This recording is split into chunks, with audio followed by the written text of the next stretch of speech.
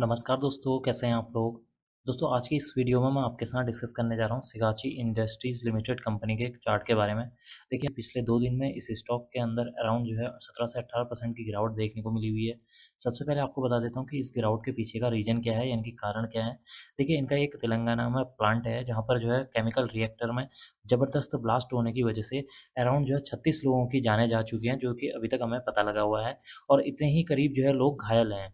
तो इस वजह से इस स्टॉक के अंदर कंटिन्यू जो है पिछले 2 दिन में अराउंड जो है 17 से 18% की गिरावट देखने को मिली हुई है। कि देखिए यहाँ पर जो कंपनी में ब्लास्ट हुआ है और जो भी कंपनी का नुकसान हुआ है वो इंश्योरेंस के द्वारा रिकवर हो जाएगा।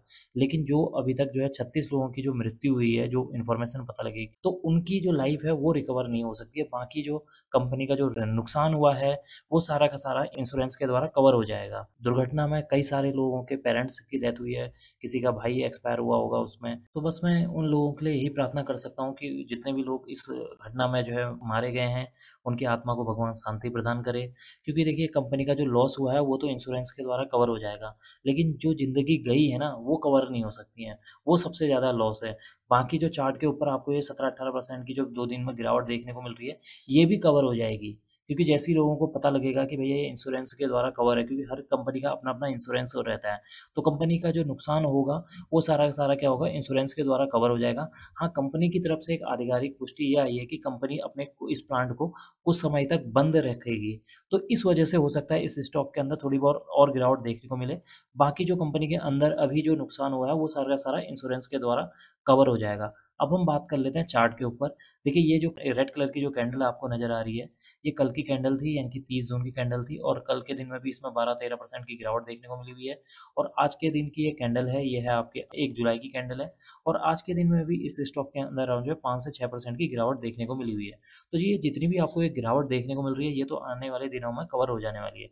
लेकिन जैसा मैंने आपसे कहा कि जो लाइफ वहाँ पर जो है, जो लोग मारे गए हैं इसमें दुर्घटना में, तो वो कवर नहीं हो सकती है। बाकी ये जो चार्ट में आपको एक रेड कलर की कैंडल नज़र आ रही है, हो सकता है आपको 2-3 दिन में यहीं पर जो है बड़ी हुई कोई ग्रीन कलर की कैंडल यहाँ पर बनती हुई नज़र आए। यहाँ पर अगर हम आज के दिन के वॉल्यूम के बारे में बात कर लें, तो देखिए आज के दिन में इस स्टॉक के अंदर अराउंड जो है 35 मिलियन वॉल्यूम देखने को मिला हुआ है। और अगर हम प्रीवियस डे के मुकाबले वॉल्यूम देखें, तो प्रीवियस डे के मुकाबले आज के दिन में वॉल्यूम ज़्यादा देखने को मिल रहा है। अगर हम स्टॉक के 50 डेज़ एसएमए के बारे में बात कर लें, तो 50 डेज़ का जो एसएमए देखने को मिल रहा है वो है 48.86 है। और अगर हम 200 डेज़ एसएमए की बात करें, वो निकल कर आ रहा है 47.44। यानी कि जो स्टॉक का जो अभी का करंट प्राइस है, अपने जो है 50 एसएमए और 200 एसएमए की वजह से जो है यहाँ पे नीचे जाते हुए नज़र आ रहा है। हो सकता है आपको 1-2 दिन में इस 50 और 200 डेज़ के ऊपर आपको स्टॉक का प्राइस नज़र आए। अब हम बात कर लेते हैं कि यहाँ पर आने वाले दिनों के लिए क्या सपोर्ट एंड रेजिस्टेंस देखने को मिल रहे हैं। देखिए पहले मैं आपको रेजिस्टेंस बता देता हूँ। देखिए ये स्टॉक काफ़ी टाइम से एक गिरावट में ट्रेंड कर रहा है, तो जब तक स्टॉक का जो प्राइस है 63 के लेवल को ब्रेक नहीं करेगा प्रॉपर तरीके से और 2 से 3 दिन इसके ऊपर सस्टेन नहीं करेगा, तब तक इस स्टॉक के अंदर अभी फ़िलहाल किसी भी तरह की तेज़ी आने की मुझे पॉसिबिलिटी नज़र नहीं आ रही है। ना ही मुझे इस स्टॉक के अंदर किसी भी तरह की फ्रेश एंट्री बनती हुई नज़र आ रही है। हो सकता है किसी और को आए, लेकिन मुझे इस स्टॉक के अंदर फ़िलहाल अभी फ्रेश एंट्री नज़र नहीं आ रही है।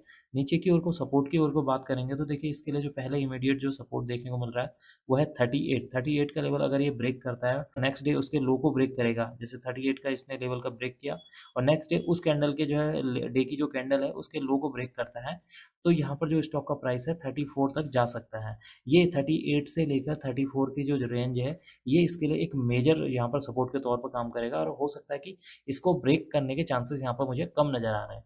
एक बार मैं आपको इस चार्ट को जो है ज़ूम करके दिखा देता हूँ। तो जैसे ही मैं इस चार्ट को यहाँ पर ज़ूम करूँगा, तो आप देख सकते हैं स्टॉक काफ़ी टाइम से जो है एक गिरावट में देखने को मिल रहा है।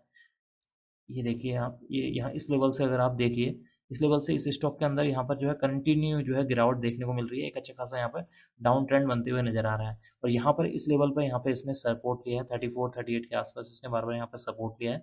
सपोर्ट लेने के बाद वापस यहाँ पर तेज़ी बनने की कोशिश की, लेकिन जैसा कि आपने देखा कि 30 जून को कल के दिन में इसके जो तेलंगाना वाले प्लांट में जो है एक ज़बरदस्त केमिकल रिएक्टर में विस्फोट हुआ है, जिसकी वजह से लोगों की जानें गई हैं। तो उसकी वजह से भी 2 दिन में यहाँ पर करीब 17 से 18% की गिरावट देखने को मिल रही है।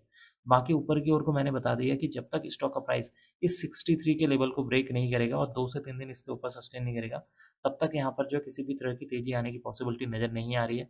यहाँ पर आप देख सकते हैं कि पहले ये जो लेवल था, ये इसके लिए जो है रेजिस्टेंस के तौर पर काम किया और इसने इस रेजिस्टेंस को ब्रेक किया। ब्रेक करने के बाद थोड़े दिन कुछ दिन यहाँ ऊपर की ओर को सस्टेन करे और वापस उसने इसको जो है यहाँ पर क्या कर दिया, कट कर दिया, यानी कि ब्रेक कर दिया। उसके बाद जो ये जो सपोर्ट था उसको ब्रेक कर दिया। अब ये जो सपोर्ट बना हुआ है यहाँ पर, ये इसके लिए एक रेजिस्टेंस के तौर पर काम करेगा और ये एक मेजर रेजिस्टेंस है।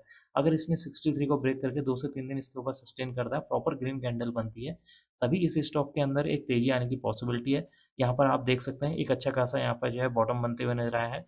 ये राउंड यहाँ पर बॉटम बना था और इसको यहाँ पर ब्रेक हुआ था। ब्रेक करने के बाद वापस कुछ दिन ऊपर रहने के बाद ये सस्टेन नहीं कर पाया और वापस इस स्टॉक के अंदर गिरावट देखने को मिल रही है। तो वापस जब ये इसको ब्रेक करेगा प्रॉपर तरीके से, तो इस स्टॉक के अंदर वापस एक अच्छी खासी तेजी आने की पॉसिबिलिटी है। अब मैं इस वीडियो को यहीं पर एंड करूंगा। उम्मीद करता हूँ कि आपको यह वीडियो पसंद आई होगी। अगर आपको यह वीडियो पसंद आई तो please like, share and subscribe करना ना भूलें। Thank you.